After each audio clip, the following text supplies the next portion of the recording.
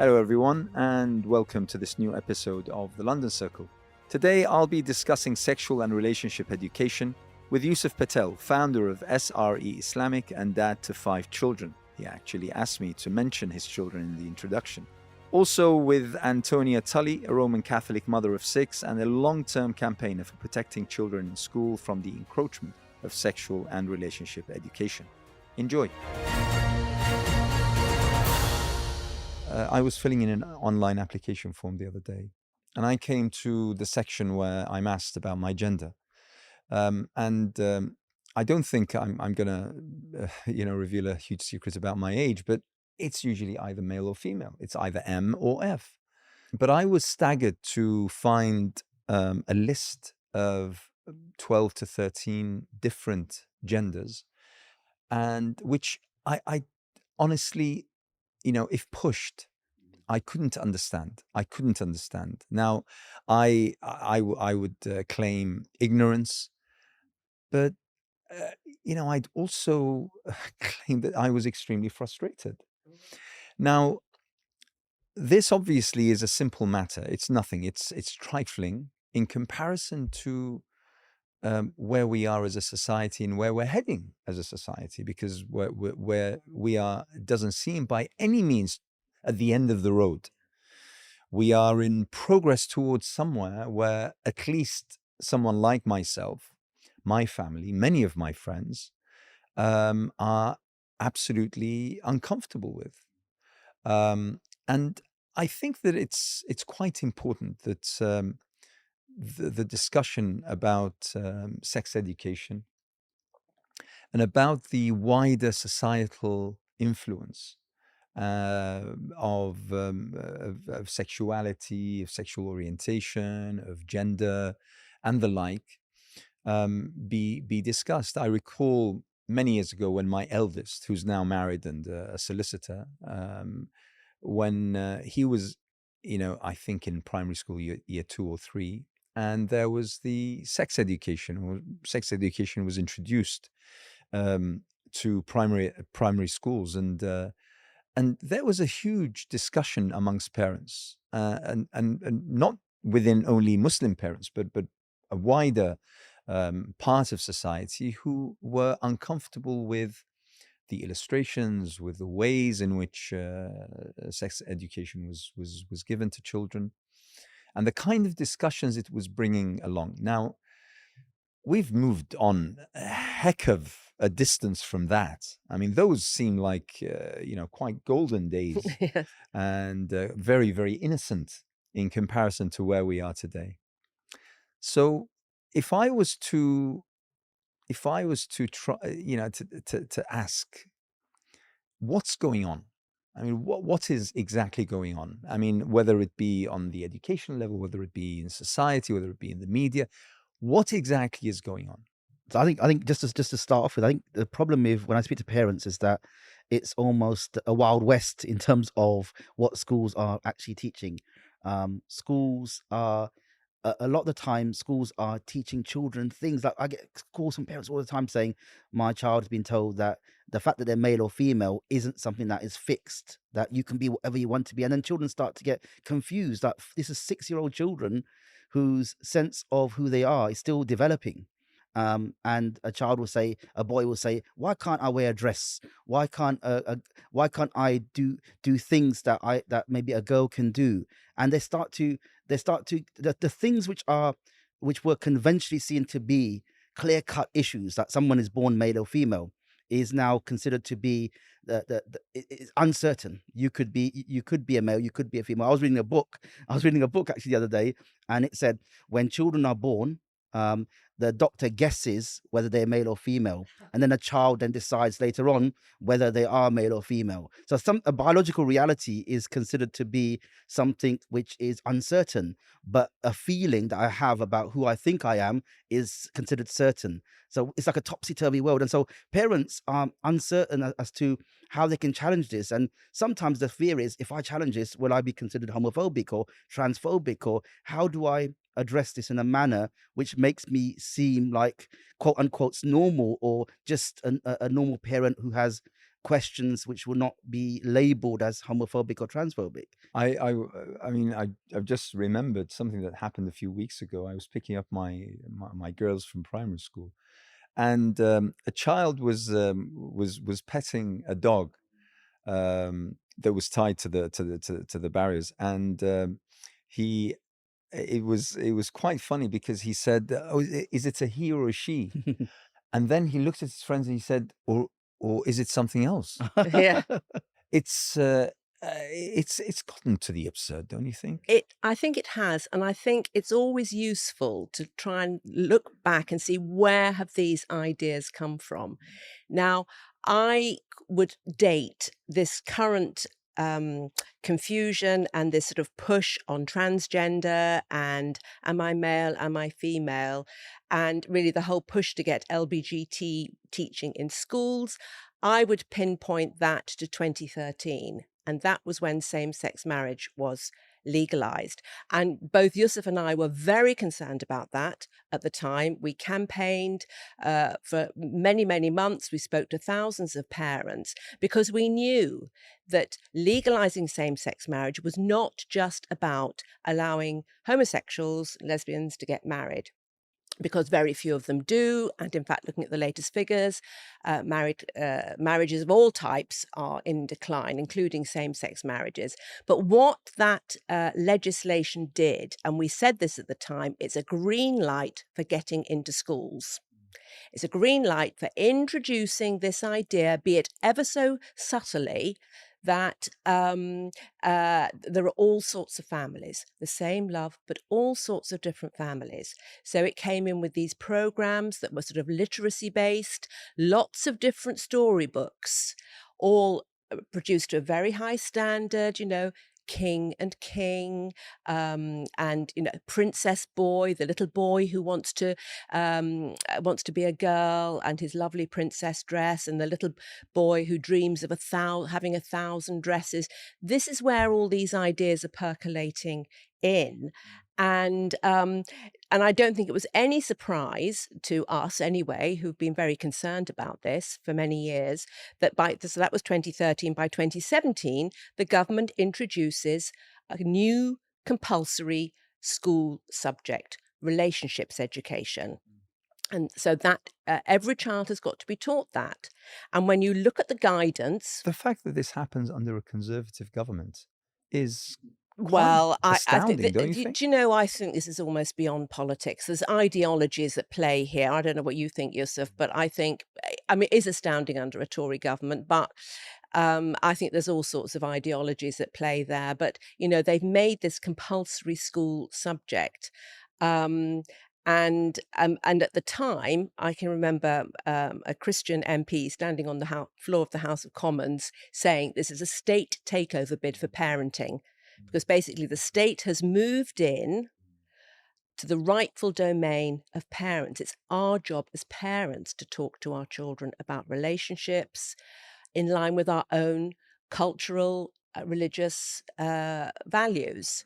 It is not the job of the state. And Yusuf and I have been, I don't know how many thousand parents we've spoken to, and this has been, one of our messages to parents. So where do we stand legally?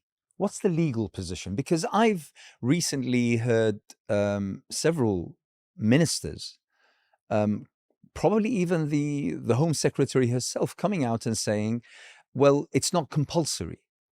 It's not obligatory upon schools to teach. It's fine if parents saw best if they withdrew their children from those schools. But that sort of didn't clarify things. I mean, the words are clear enough, but it didn't clarify things in terms of reality, in terms of on the ground, because we're seeing every single day incidents whereby even children are accused, that the parents are hauled into the head teacher's office being told that their child is homophobic. Yeah, Yeah, I've come or across And that. yeah, anti-trans and all of a I sudden? think the problem is that in schools everybody has to abide by what they call the RSE guidance document, and that guidance document, when it was written, was very ambiguous, confusing. On the one hand, it says that schools are encouraged to talk about LGBT relationships, but on the other hand, and government has to come and say, actually, there's no requirement for primary schools to talk about LGBT relationships. But the fact that you have to provide a clarification means that the original guidance is unclear. And I think all of us argued at the time that this guidance is just not fit for purpose. Yeah, And absolutely. everybody argued that no, actually is. So on the one hand, for example, in a primary school, there is no the line that separates between what is considered relationship education and sex education is very blurred. So, for example, I know a school. I got a call from a parent just this week to say, look, my school is going to teach year 5 pupils about masturbation under relationships education because they see that it's a discussion that fits under puberty. Now, how does that fit under puberty? This is actually overt sexual behavior that should be in sex education classes. And in a primary school, parents can withdraw from sex education, but they can't withdraw from relationship education. So if a school decides to teach statutory elements, non-statutory elements in statutory subjects, then parents don't have the right to withdraw from that. One thing that schools are doing is saying to children in year 1 or year 2 that these are the names of your sexual body parts, and this is under what they call safeguarding, saving them from abuse, which is really not getting children to start to name their sexual body parts at that age is too much too soon. And there's no overt requirement in the current relationship education requirements that mandate that, but schools are interpreting that to be a requirement. I was one school, and I got a call from a parent a few weeks ago. One thing that the government did, and it said it did it for a good purpose. They said, we are saying that this should be taught by the end of primary school and this should be taught by the end of secondary school, but we're not going to say this should be taught in year 1, year 2, or year 3. There's lots of schools that are teaching bought resources, and these bought resources are from companies which concretize what is required in year 1, year 2, year 3, and it takes away the right of parents to raise to feed back into when they think it's appropriate for these to be taught to their children. So what some schools are doing is in year 2 for 6-year-old children, they are talking about gender stereotypes. And we think, okay, gender stereotypes, some boys don't like blue, some girls don't like pink. And then they're attaching to that a discussion about transgenderism. And that's in the jigsaw resources. There's no requirement to cover transgenderism in relationship education, but they're attaching onto statutory requirements to talk about gender stereotypes. They're attaching a discussion about transgenderism and confusing children. And so parents can't withdraw from that. So it's a complete mess. And in the absence of the government actually admitting that and trying to rectify the situation, parents have to fight individual battles in schools. So where do parents go in order? I mean, it seems that from what you're saying, that legislation allows for some space for parents to intervene and say, we want this, we don't want this. But in actual fact, where do parents go to? Who do they go to? Do they go to the head teacher? Do they go to the teacher? Do they go to the council? I mean, where do they go to? Well, I think this whole area of where parents fit into this, and I mean, predating the current relationships education, we could see very early on that parents were being pushed out. And that I think we've really got to understand what are the messages that are coming from the state. The messages are parents can't be trusted to teach their children about these issues, so the schools have got to do it. Parents are going to teach their children the wrong things. Shock horror. Parents might teach their children, actually, the best design is a mum and a dad and their children, all together. So all of these things are creating confusion. Now, the current guidance, statutory guidance on RSE, it's very sly because there is a section where it's saying, parents must be consulted, schools must show parents the resources. But when push comes to shove and a parent actually asks for the resources, no. It's, they use the word schools should give examples. So schools are not going to give the examples of that they know are going to shock going to shock the parents. So I think parents are really in a very difficult situation. But I do also want to make the point that I think parents need to wake up. I think there are a lot of parents who just need to wake up about this situation because, they're confronted with something dreadful and they're shocked. But there are loads, hundreds, thousands of parents just sleepwalking through this because it's all kept slightly below the radar. And you can imagine, average sort of family, both mum and dad are working, they're busy. And keeping track of all of these things in their children's life is difficult. You get these innocuous sounding messages coming from the school, and we've read plenty of those, haven't we? We talked about friendship and being kind to each other, but wrapped up in all of that are some pretty horrific things. And, let's be clear. I mean, this has been going on for a couple of decades now. I mean, I was just looking up that program, Living and Growing, which we campaigned so vociferously about, which was all about, teaching children body parts. And I mean, parts of it are positively pornographic, cartoon depictions of a couple having sexual intercourse. I mean, really damaging to small children. So this has been going on for a long time. And, there are some parents who are alive to it, but a lot of parents aren't. So if nothing else, any parent listening to this now, please go to your child's school and find out exactly what's going on. But the government has really got to start listening to parents, because those are weaselly words in that guidance, I would say. That's absolutely fine and proper to tell or inform parents that they have rights to, as much as they could, protect their children from such material. But the thing is that, as we all know, school children have a community of their own. So even if I manage to somehow shield my daughters at their early age from this, they have friends who are attending those classes, and they're going to have discussions in the playground. They're going to have chats, when they have sleepovers. They're going to have, and it's the information that the children who attended isn't going to be on point. It's going to be, muddied by the child's own confusion and the such. So it makes things probably even worse. I think there's a couple of issues. One issue that I thought came to my mind was once I had a discussion with school, because one of the things that they were always saying to parents was that, if your children don't attend these classes, they'll hear secondhand messages from children in the classroom.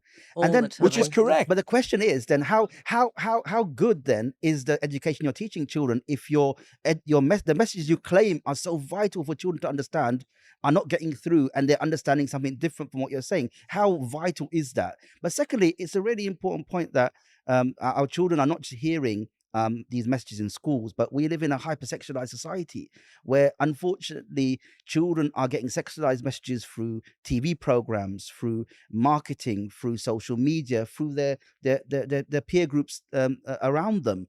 And so I think parents, the messages I send to parents is that we have rights. We've got to push back against these things in schools, but we have to have these discussions with our children, because otherwise, Absolutely. the norms that they're presented with, either in schools or around them, are going to be consolidated if we don't interrupt that process with them. So we need to have those open discussions with children.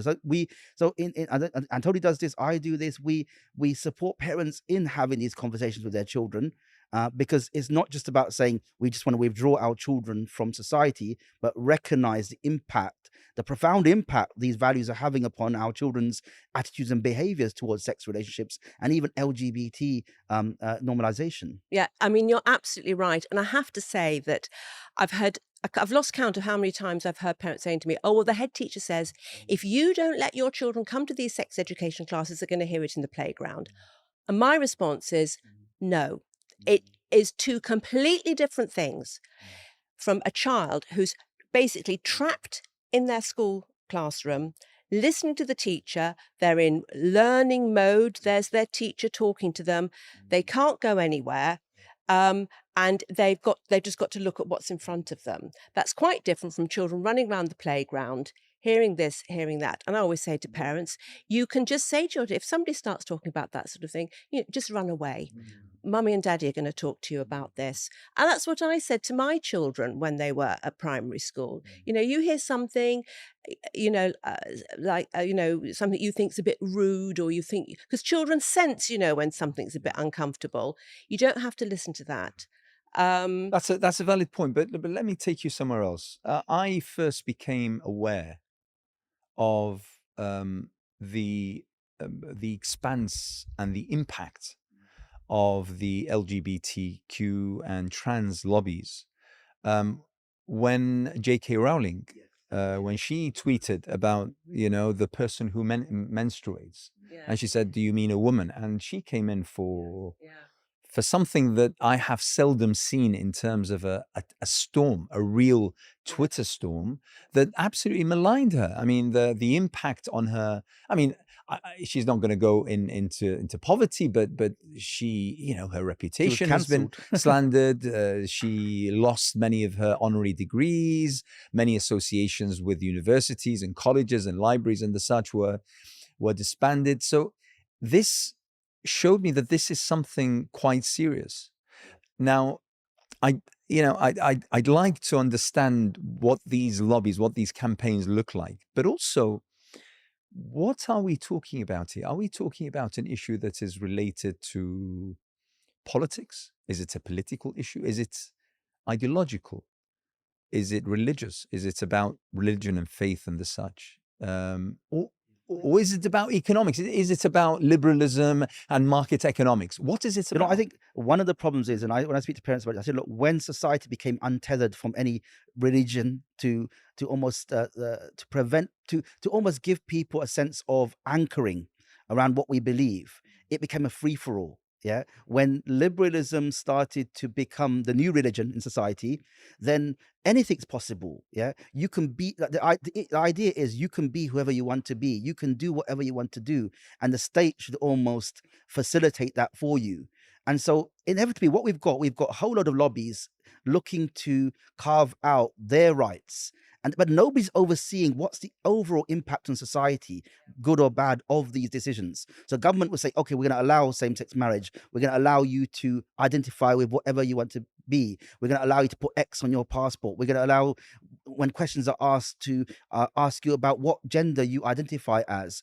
We're going to allow you to be whatever you want to be. But what is the wider impact on society of those decisions? And there's no department in government which says, okay, what's the overall impact of all these changes on society? And so we've got a confused society, untethered from reality and untethered from anything which anchors it to some positions of certainty that we once had. And you could say in the past there were problems in society, but at least people knew what they believed in. People knew, you got there's this guy who goes out on the street on YouTube and he says to people, "What's a woman?" And we think that's a question that even a 5-year-old can answer.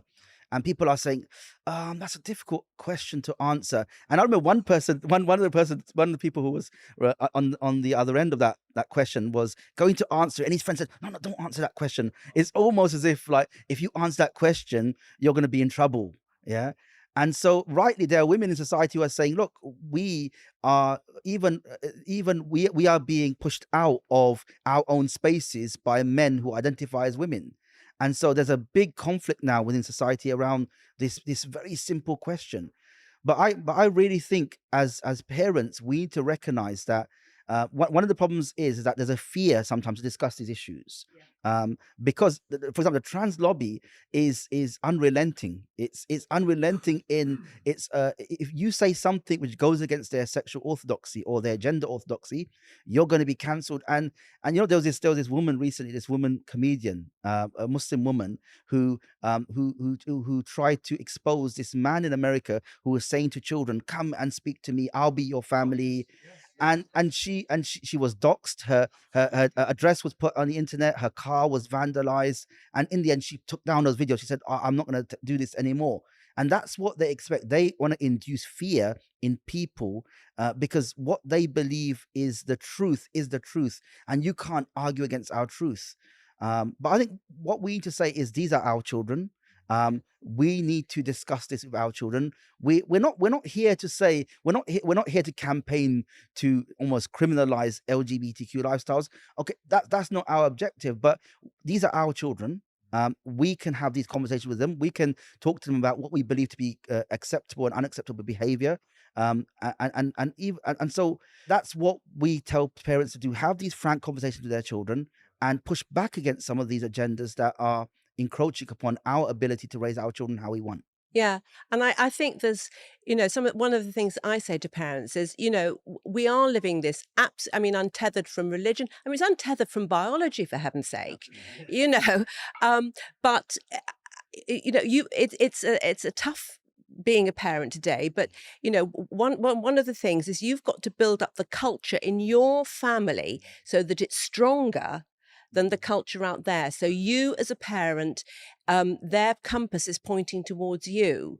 And, you start from the word go with children. And it's not about having conversations about sex, when they're babies or anything like that.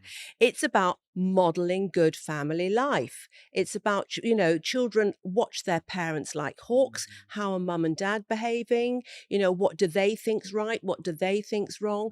And, children absorb this almost by osmosis. And I think, because I do think very, very much that we have got a crisis of parenting.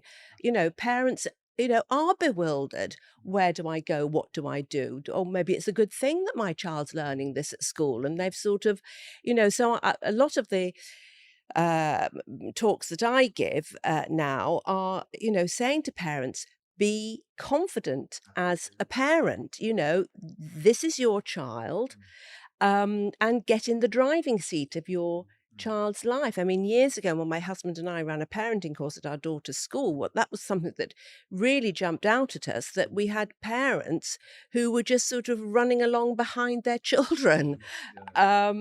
Whereas, you just, it's not about sort of beating things into your children. It's about modeling a really positive lifestyle of marriage, of the beauty of the family, and all the sort of virtues we want to communicate to our children. But I absolutely agree with you both that kids, our children, are paramount, and they occupy number one spot in our priority list.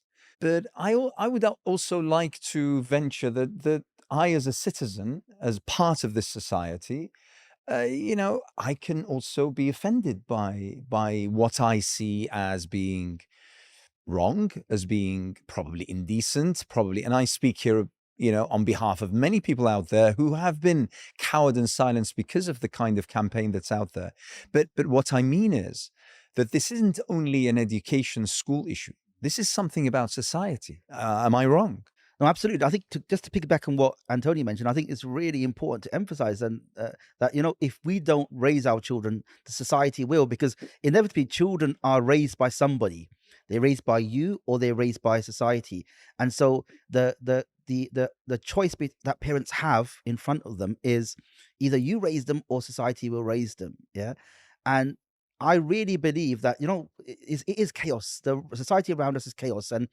And our biggest asset as parents is our family at the moment. And that's the only thing we should really rely upon. Don't rely upon any other structures in society, government, companies, all of these things. I think sometimes parents place too much emphasis on these outside influences, and they don't leverage the power that we have as families to raise our children. As an institution, that our children go out into this chaotic world, they'll come back, and family is the place where they'll find that structure, that love, that acceptance. And I think, just a few years ago, there was this thing called a Good Childhood Guide, and it was a secular attempt to look at what good parenting looks like. And it said something very universal. It said the two ingredients that we looked at in all of our research that provide the best start in life for children is love and clear boundaries. And actually, that is something we can all get behind. Today, children are told that there are no boundaries. There's no concept of good and bad, right and wrong. Right and wrong changes from time to time. You define what you think is good and bad, right and wrong. And that causes children don't need some clear boundaries to work around in terms of what is acceptable and not, what is good and bad, what is good and bad behavior even, and they need love. But I think, yeah, it is a societal problem. There is an issue in society, and we can't deal with every aspect of the challenges in society, but we can deal with the challenges that present themselves in the home. You know what you said just a few minutes ago? You mentioned something quite interesting, which I've noticed over the course of the past, I would suggest 2 to 3 decades, and that is that when we talk about freedom, now freedom, I believe, is an essential need of every single human being, but there is, or there seems to have been, a different take on the objective of freedom. Now, I look at freedom as a need so that I can contribute towards society. I can, express my views. I can build. I can, be a positive part of. But apparently, there is also a tide, or let's say a wide section of society that believes that freedom is for freedom itself. And that is the objective. The objective is freedom.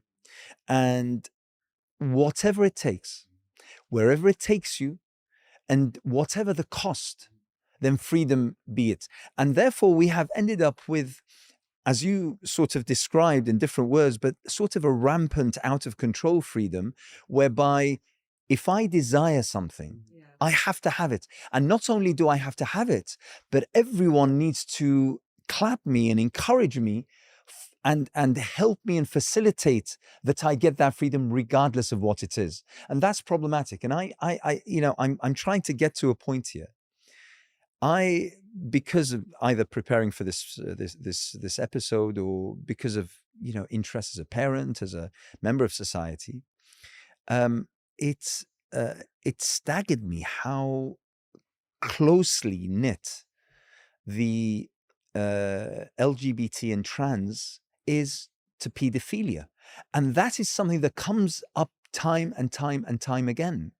And we even have one of the most renowned LGBT activists for in living memory, probably, who has actually written pen to paper and published in a newspaper how he justifies the act of an adult having intercourse with a child since it's consenting.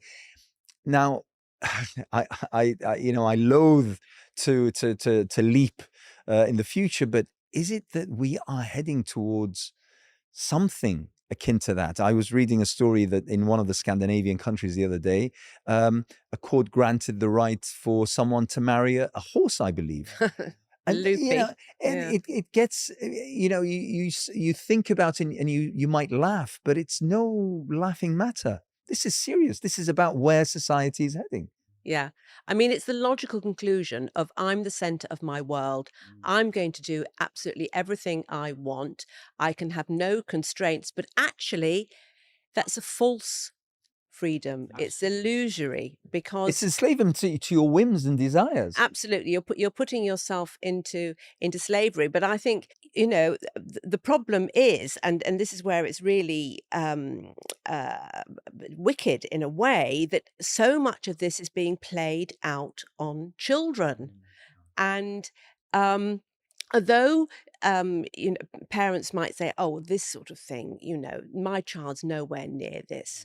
We just have a few little books in the school about same-sex families. That's all it is.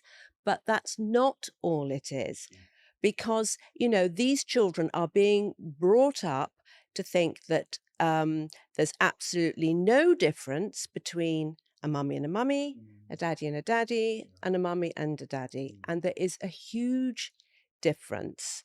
And I've been shouted down on programs, come off it, Antonia, you're making too much of this. But I don't think I am. I think, it's sort of insidious. And yeah, and I think, you asked the question, is this political? Is it social? What's going on here? I think there is an ideology out there which is focused on the destruction of the family. I think it's the destruction of the family. So you confuse people about whether they're male or female. We've got skyrocketing divorce rates. We've got the highest abortion figures. And the last figures that came out since 1967, when abortion was legalized, it's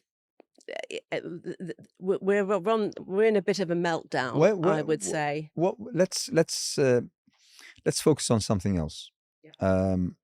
Religious institutions. I mean, the issue of sex is addressed by virtually every single religion, every single faith out there. Whether in terms of confining it or whether in terms of opening up the borders and restraints. You're a Catholic, Antonia. Yeah. I'm a Muslim. Yusuf, you're a Muslim. What is the role of religious institutions in let's say guiding this discourse that's out there? I think they have a preeminent position. I think we need leadership in society, and I think religious leaders of every religion need to be giving a strong moral lead to their own flock, if you like, and to everybody else. And there's obviously lots of differences between religious faiths, but I think the family is a common denominator, and that's really what brought Yusuf and I together over 10 years ago. And I'm sure that if we had a Jew or a Jewish rabbi, I'm pretty sure that they would be saying precisely the same as we are. Yeah. I think the problem is that society has thrown away traditional institutions that have worked, and they've thrown the baby out with the bathwater. So, families are much maligned, marriage is much maligned, and marriage is actually the bedrock of any stable society. I was speaking to my wife about this, and she says to me, look, especially men need marriage, you have all these young people, who have got no responsibility, who just live a life of hedonism, really, and they are wreaking havoc in society. You need marriage. Marriage brings a man and woman together in a way which brings some stability, some sense of anchoring. And unfortunately, society has done away with marriage as an acceptable paradigm for relationships. So almost sexual relationships have become an end in themselves rather than a means to an end within a loving relationship. And I think one thing that religious institutions have to do is make the case for marriage. Because marriage is something which, you look at TV programs, even TV programs from children. I remember my children watching a program on TV, a children's program, and my wife was watching with them, and she observed that, look, all the families in this TV program aimed at young children, they're all single parent families. I think there was one married couple in that whole mix, which gives the impression that marriage is the exception. A marital relationship between a man and woman is the exception rather than the rule. And I think we've got to push against that. And I think, going back to your previous point, I think it's really important to emphasize that what we have is we have a rights-based society which really almost deifies individualism, and we eschew any idea of responsibility. So rights as opposed to responsibility. And that comes against an idea of materialism. That materialism has become the latest deity for society. So materialistic aims are the be all and end all. So sometimes as families we say that we need, like, both parents need to be going out and working. Now that's a decision for each family to take. But the reality is, what is the impact on the child as a result of that? Who is raising the child? We've got this strange situation where government says everybody should be working, and then we employ people to raise our children, which is mind-boggling. I know in the latest budget, I think it's 17 million or billion pounds for childcare. It's like the government is doing everything to separate mothers from their babies. And nobody's asking the question, is it good for the babies? Is it good for the children? What's the evidence? Well, actually, there isn't any. Children need to be with their mums. Certainly, preschool. And, it's such a shame because, the first years of your child's life are so precious. You're never going to see your baby aged 18 months. If you're there when they take not there when they take their first steps, say their first word. But, society is making it very difficult for mothers to stay at home. It's making it very difficult for people it's not modeling marriage at all, as you say. Um, But I mean, besides, I mean, that's a very, very good point. But the issue is that the thing about religion is that it's a fixture, it's constant, or at least that's the way it should be. So when you find heads of religious institutions across the board sort of giving in to the pressure that is piled on them, all of a sudden religion doesn't become a fixture anymore. It doesn't become a constant. And unfortunately, I mean, I take immense comfort when, for instance, the Jewish community stands strong against, the encroachment of LGBT and trans and the such, within the school. yeah, the everybody school. benefits. And Yeah. I take great comfort from that. And that's something that I welcome, because faith needs to be constant. It's something that isn't according to culture. It doesn't move the way that terms and conditions of Twitter, for instance, change every single day. So surely, I mean, when, for instance, the Church of England, when the Archbishop of Canterbury, when he comes out and all of a sudden it's clear. I don't know, but when I look at that clip, it's clear to me that the guy is under pressure, and he's playing politics. He ceases to be the head of the Church of England. He is now someone who is going along with a political narrative and discourse. But that's problematic for everyone. Unfortunately, Church of England has always been around reflecting current trends. Unfortunately, it's a state-established church, isn't it? So it has always been there to, when you hear, sometimes you hear bishops speak or the Archbishop of Canterbury speak, you sometimes almost get the impression that rather than the Church of England church being there to guide people, it's almost as if they're being led by people and guided by people. So, it's almost as if, it's the only reason why the Church of England is not going to allow the blessing of same-sex unions in churches is because of the fear that the African church will move away from the Church of England. And if that's the only reason, if there's no moral reason, if there's no, we should be guided by what God has revealed to us, then there's a real problem with what the church stands for. Absolutely. And you've taken the words out of my mouth, actually, Yusuf. You've got to go back to the source. What is God teaching us? What are, what is my church teaching me? Go back to the source documents, because people come and go, but God is always there, as we know. And certainly in the Roman Catholic Church, we believe that the deposit of Christian faith is in the Roman Catholic Church, and that does not change. The Catholic Church is not a democracy. It's not what people think or what people want. It's a truth that is there, and the truth doesn't change.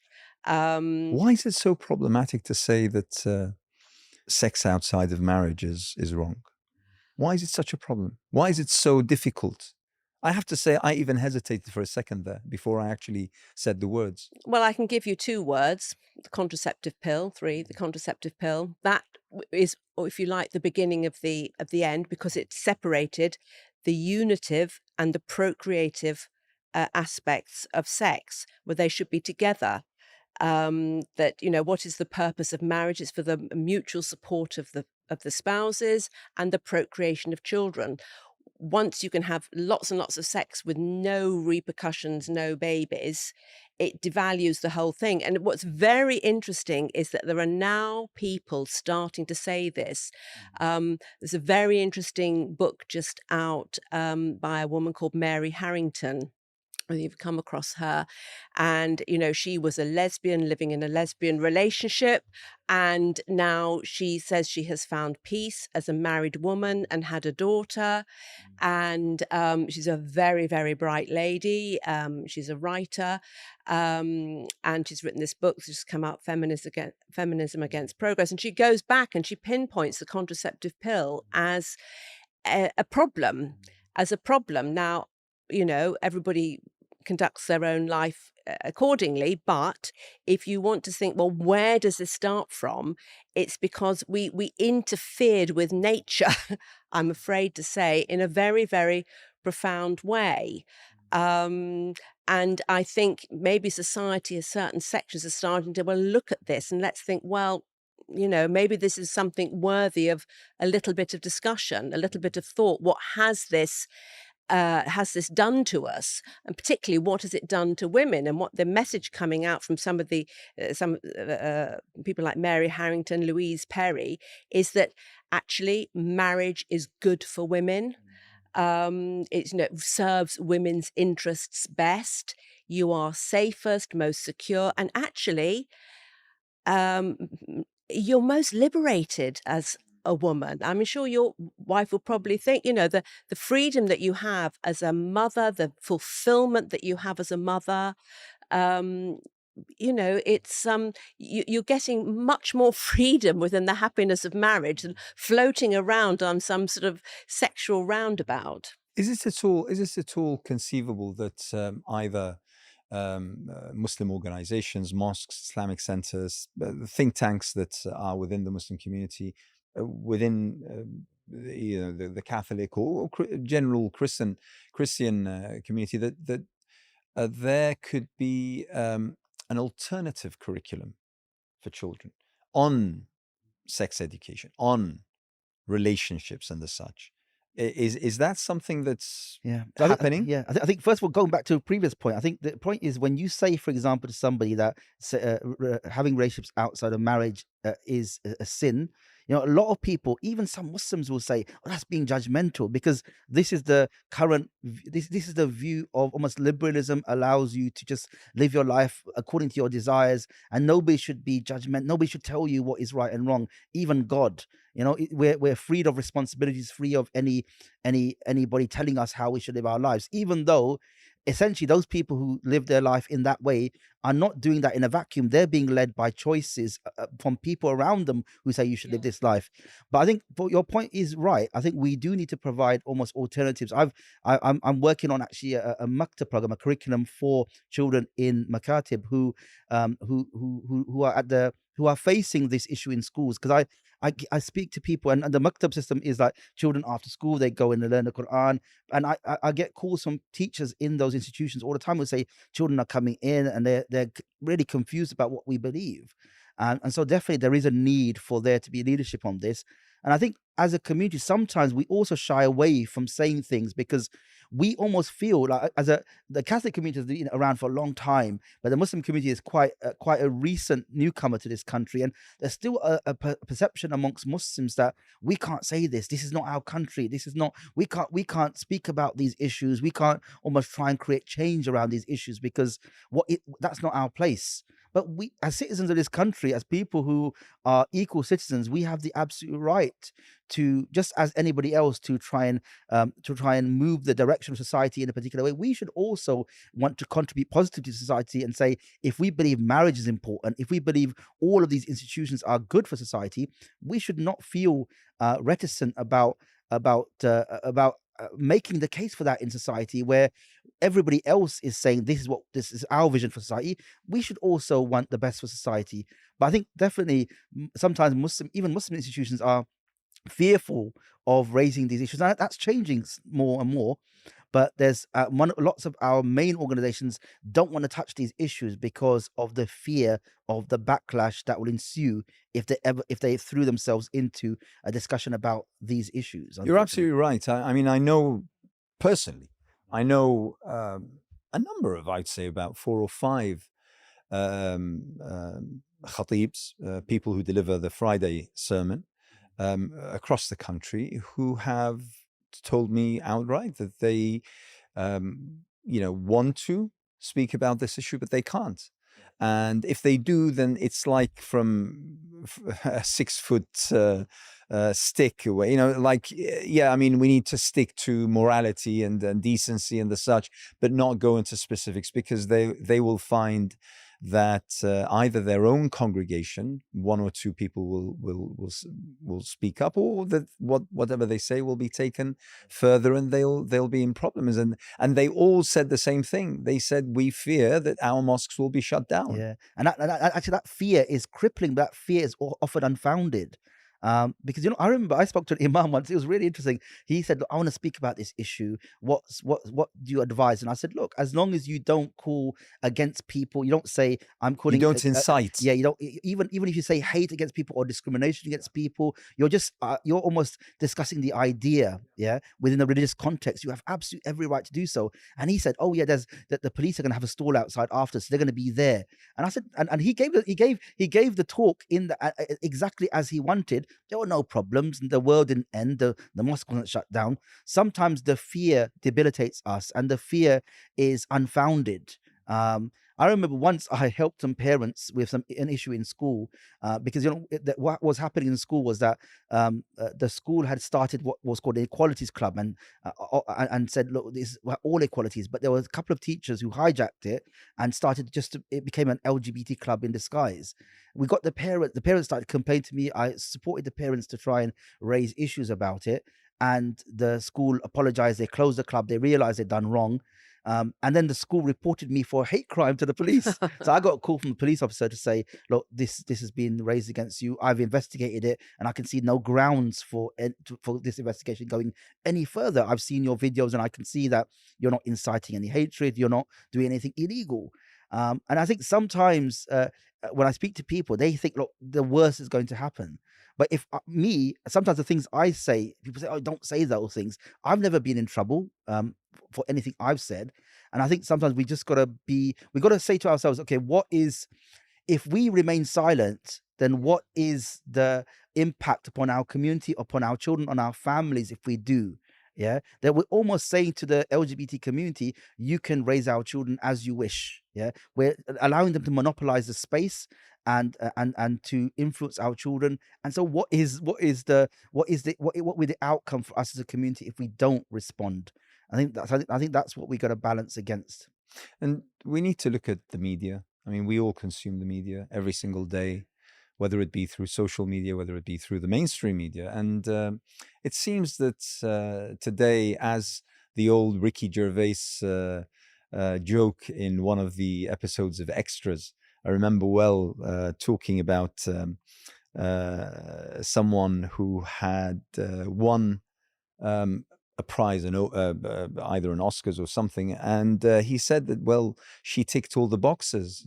She ticked the box of being a Holocaust survivor, of being disabled, of being gay, of being so she, and back then that joke was very, very funny. It was, but now you can't even imagine that being said. But the reality is, unfortunately, today, even when you're sort of proposing a certain program or episode or show or whatever, this needs to be part and parcel. I mean, producers today are pushed to the extent that they won't look at stuff or material that's proposed to them that doesn't have elements of single mums, for instance, or gays or lesbians, or probably today even trans. And it's the state of the media is equally as Yes, problematic. I mean, the thing is, I think in the 2021 census, 1.5% of people identified as lesbian or gay, and a certain number of trans or whatever, and about 7% said that didn't answer the question, leaving nearly 90% of the population of this country is heterosexual. And yet to turn on the television, you think that it was the other way around. So let's get it in proportion here. And, there is a very tiny minority that's driving this agenda. And, we are in the majority. And I think you're right. And the thing that you both spoke about at length is the issue of children. And I doubt that there is anyone out there who dispute the fact that abiding by or sticking with the interests that serve the best for children is a noble cause, regardless of what it is. Yeah, yeah. We've got to keep looking at the children. You're quite right. What's happening in schools? What's happening, impacting on families? Because it's the children who suffer, and that's why we're in this campaign. And it's not about, disliking other people. We might dislike the things they do or their lifestyle, but it's not the people. But we've got to do what's best for our children. And I think it's one thing I want to say is that the issue is that they say in society everything about you can change. Yeah, they say if you support a particular football team, you can support another one. If you're a Muslim, you can leave Islam. If you're religious, you can leave that religion. But the one thing they say you can't change is you can't change from a same-sex attraction to a non-same-sex attraction.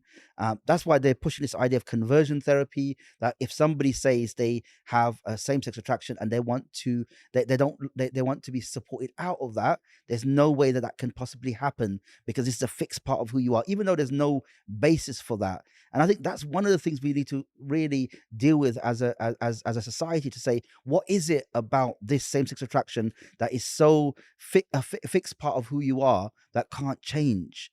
And it's an orthodoxy that has no basis in reality, biology, or anything else. And that's probably a discussion for another time, I think, probably. Thank you very much.